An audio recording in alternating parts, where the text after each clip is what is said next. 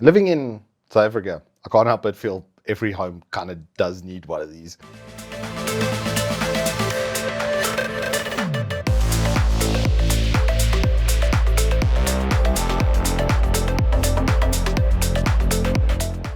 Good afternoon, welcome to Turbo Tortoise Tech. If you're new here, I'm Reese of the 4-piece Frontier Wooks XXL. Indoor IP cameras have been a really inexpensive way to go about protecting your valuables. That's, the whole point of security at the end of the day is to keep what's yours, which is rightfully yours. And a product this damn good, for 650 Rand, I actually can't believe it. A lot of products these days are just good in a lot of respects. I feel like the age of really bad products is coming to an end. Maybe not in peripherals. There's some stuff that's literally just e-waste out there. But with stuff like this thing is incredible for its price tag. The first one I did like this was the TP-Link Tapo, and it was really pretty decent for that time, if not lacking a little bit in image quality, but this has none of those issues. This thing is truly impressive, and you're going to see as we go through the review. Anyway, let's go through what's in the box. So you obviously get a camera. You get a little 5-volt adapter, 1 amp on that, and then you get a micro USB to type A cable. You get a nice little pack with mounting screws, because there is a plate that it comes with that you can use to mount it onto walls or onto other flat boards, or pretty much anywhere that you would need to be able to mount this thing. And then of course the obligatory manuals and installation guide.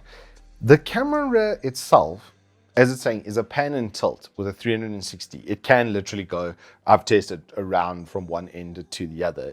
It's very capable in that. And if it was sitting upside down like that, mounted on a surface, the travel over here is basically, you can point it straight down. You can actually go a little bit further back till it's like almost pointing out the back like that as well. But on the underside of it, below where the little pinhole microphone is, below the lens, you'll see the pinhole marker. Actually, I'm hilariously using the reflection of my light to be able to show that.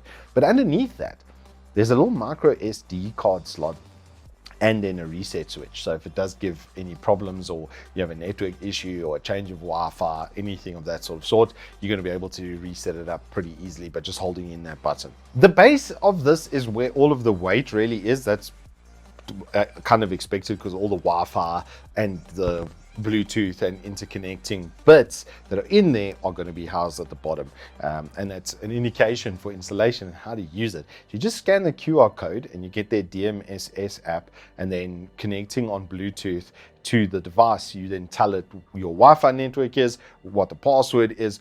It's also got a location service linked to that to make sure that it's your device in sort of range of your environment. And then once it's assigned to your account, it then gets locked to your account until you physically reset it, and then you can assign it to another account. So nobody else is really going to be able to intercept that signal or just log into your camera, which I think is a really big plus. Around the back of the camera, along the bottom, you're going to see the micro USB input as well as an RJ45 input. So if you've already run a cable and you'd rather it was on cable, maybe your Wi-Fi network's not great, then you've got that as an option as well. So it's a dual connection mode camera as well. 650 Rand, lest we forget. Now we get to image quality. It's got a fisheye lens on here, and it is pretty wide. The aperture control is really not bad. It's running at like 30 FPS, I think, but that's proper HD video. Like, it actually has quality built into it. And even at a longer distance, it maintains that quality, to the point that I could easily see in any of my tests that I used what I was looking at, whether it was like down a passage or anything to that effect.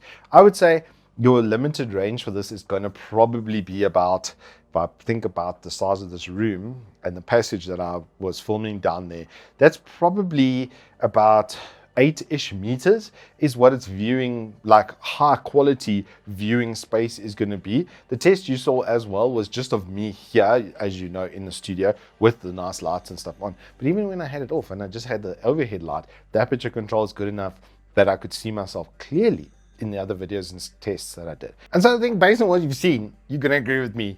The video quality is flipping amazing. For a normal room type of space, even if you're using it like this in a small restaurant or something like that, you're going to be easily able to see people coming into your environment. If you need it for like a top down behind a counter or something like that, it's going to be exceptional.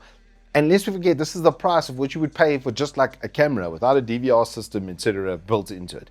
Then the DVR system, it's app-based on your phone. It should be able to work with most stuff. I'm actually just in the process of replacing my Samsung S9, that's right, 7-year-old phone.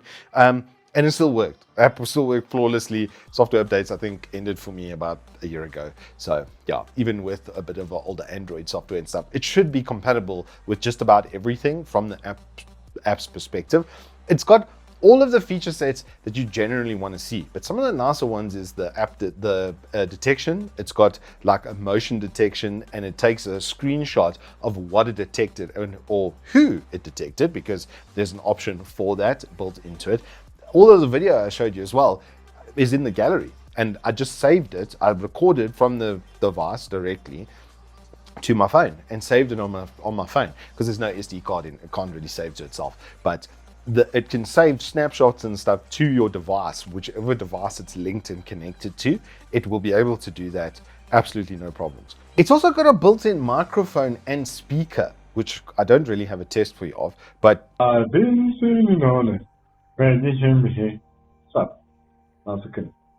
It's actually pretty good. Not bad quality at all. It's good enough that you could hear what someone's saying. I could kind of hear that on my phone, and then the speaker is good enough that I can speak to it and you can hear. It's not anything to write home about, but for normal voice and stuff, it's going to be just fine. Overall, you've basically got a DVR level camera that runs on 5-volt 1 amp that you can just somehow connect to your Wi-Fi, that you can mount on just about anything, because this little clip just clips into the bottom over here. There's like a little slot that it rotates into like that. You can kind of see. I'm not going to full lock it because it's a sickle to get it out, but which is good because it's not going to come off there easily. All of that for 650 South African rands. Dahua, this is flipping cool. It's quite light too. I don't think this thing probably weighs more than like 300 or 400 grams. It's very light. So you could just like plug it straight into your ceiling, I would suspect. With the little mounting plate and stuff, it's probably not gonna like pull through anything like that. It's lighter. It's about the same as a light fitting in weight. And yeah, it's bang for buck here is, I don't think can be understated, especially when it comes to that image quality. So parents, put one up in your kid's room with like a newborn child. You can hear them and you can speak to them. Hey, through your phone, you could do that. Pet owners, you want to check what your dog's doing at home, if your dog's wrecking your couches, and you can shout at him through your camera. Could you imagine? That's very, very sick. I think for people that can't afford to just go out and buy like 5,000 or 6,000 rand DVR systems, that just need something that's gonna be able to they're going to be able to see what they need to see, put in like a pretty cheap SD card. You had 850 bucks to be able to have something that can at least record for you on a daily basis. That's next to nothing. This is really, really sick. Dahua, you've done incredible work over here. I love it. This for me is an 11 out of 10 product. I'm probably going to buy one at the end of this month, because there's been a series of burglaries in my area, and I don't really want to get robbed without knowing who robbed me. So in that instance, it's going to do a flipping great job, isn't it? It's also got a little privacy mode. Actually, that's something I almost forgot about, that you can just do a 1-button touch and switch it off if you want to switch it off, like if it's in a private sort of area and you don't want to have that piece recorded or something like that. Open your phone, hit 1 button, camera goes into privacy mode, hit the button, and again comes out of privacy mode. Very clever, very well designed, very well thought out. App is a little bit clunky, but once you get used to everything, it's got a full DVR system built into it. You can set points of interest even on the pan and tilt. So if it's a point, like, so it's mounted, it will remember the X and Y that it was set to. It does have set like rotational points. It's not like a millimeter by millimeter pan, but the nice wide angle lens really does make up for it. And if you get it close enough to on the install to where you want to look at, I don't think you're going to have any issues. Overall, it's exceptional. Dahua, well done. Hero A1, hero by name, hero by nature. Anywho, that's all I've got for you on the Dahua. The Dahua. Let's try that again. Anywho, that's all I've got for you on the Dahua Hero A1. If you have enjoyed this review, please let us up with a like and subscribe, and I will see you on the flip side.